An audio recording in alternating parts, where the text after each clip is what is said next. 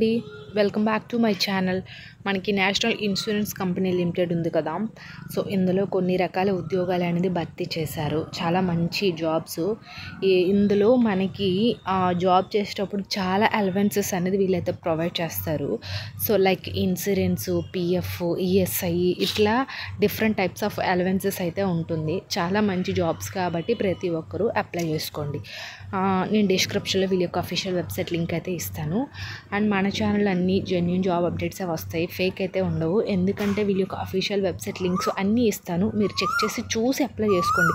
అరాకొరా తెలుసుకొని అప్లై చేయడం వల్ల మీకు time waste, money waste. So ఆ రెండు అలా చేసుకోకండి. అన్నీ తెలుసుకొని చూసి చదివి వెబ్సైట్లో ఏమేమి ఇచ్చారు అన్నీ చూడండి, చూసి మాత్రమే అప్లై చేయండి. సో నేను ముందుగానే మీకు ఆ విషయం చెప్తున్నాను. మళ్ళీ చెప్తున్నాను, మన ఛానల్లో ఫేక్ అయితే ఉండదు, జెన్యూన్ జాబ్ అప్డేట్స్ మాత్రమే ఇస్తాము. ఇప్పుడైతే మనం వీడియోలోకి అయితే వెళ్ళిపోదాం. అందుకంటే ముందు మన ఛానల్ ఎవరైనా ఫస్ట్ టైం చూసినట్లయితే వీడియోని లైక్ చేసి షేర్ చేసి సబ్స్క్రైబ్ కూడా చేయండి. అలాగే మీ వాట్సాప్ స్టేటస్లో కూడా పెట్టండి, మీ ఫ్రెండ్స్కి కూడా షేర్ చేయండి. మీకు కాకపోయినా వాళ్ళకైనా ఎంతో కొంత ఉపయోగకరంగా ఉంటుందనే నేను షేర్ చేయమంటున్నాను. సో ఖచ్చితంగా మీ ఫ్రెండ్స్కి, మీ ఫ్యామిలీస్కైనా ఆ హెల్ప్ చేయండి, ఏమీ చేయకపోయినా సరే. సో ఇప్పుడైతే చూసేయండి ఏమిచ్చారు. నేషనల్ ఇన్సూరెన్స్ కంపెనీ లిమిటెడ్ అనేది ఇచ్చారు కదా. సో మనకి ఇక్కడ ఈ నేషనల్ ఇన్సూరెన్స్ కంపెనీ లిమిటెడ్ చూసుకునేసరికి ఫస్ట్ ఆఫ్ ఆల్ రిక్రూట్మెంట్ అనేది ఇక్కడ ఇచ్చారు చూడండి. రిక్రూట్మెంట్ అడ్మినిస్ట్రేషన్ ఆఫీసు ఇచ్చారు కదా. So first national insurance company limited invites applications. Recruitment ఎన్ని వచ్చాయంటే ఇక్కడ పోస్టులు 266 వేకెన్సీస్ అనేది రిలీజ్ చేశారు వీళ్ళు. 266 వేకెన్సీస్ చాలా ఎక్కువగానే రిలీజ్ చేశారు ఈ ఇయర్. అయితే ఇందులో మనకి ఫస్ట్ డేట్స్ అనేది ఇచ్చారు, ఎప్పుడు అప్లై చేయాలి ఏంటి అనేది. ఆన్లైన్ రిజిస్ట్రేషన్ మనకి ఎప్పుడు జూన్ 12, 2025 నుండి అయితే మనకి ఆల్రెడీ స్టార్ట్ అవుతున్నాయి. అలాగే last date of online application ఎప్పుడు జూలై 3 వరకు అనేది ఇచ్చారు వీళ్ళు. సో మినిమం మనకి ఒక 25 days అట్లా అనేది ఇచ్చారు కాబట్టి ప్రతి ఒక్కరు కూడా అప్లై చేసుకోండి. అలాగే date of online examination, phase examinations ఉంటాయి కదా, అవి జూలైలోనే జరుగుతాయి.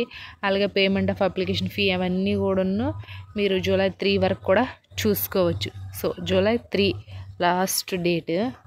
ఇంకా date of examination, date of phase 1, phase 2 exams అనేది జరుగుతుంది.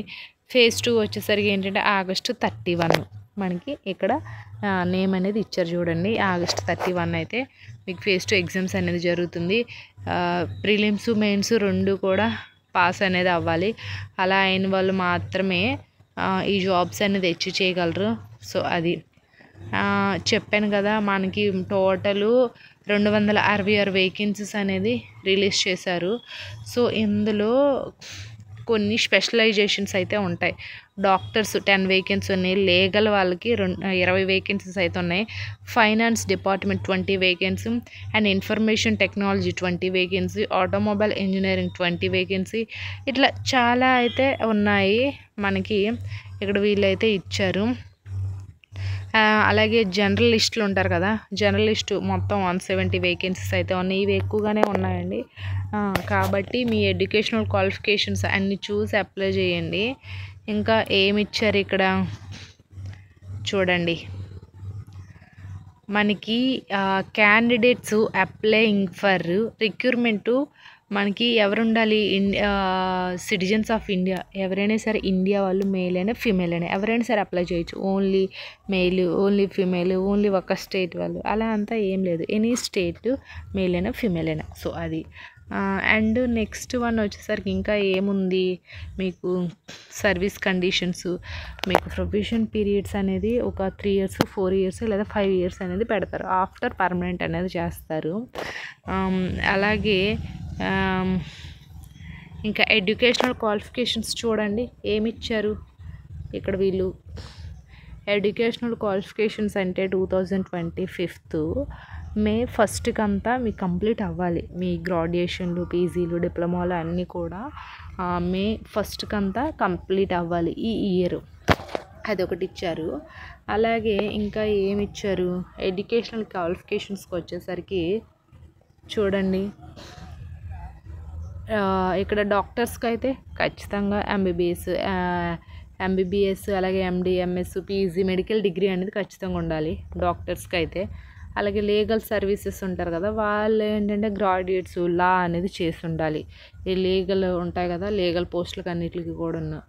అలాగే ఫైనాన్స్ డిపార్ట్మెంట్ అంటే బీకామ్ కానీ ఎంకామ్ కానీ చేసి ఉండాలి.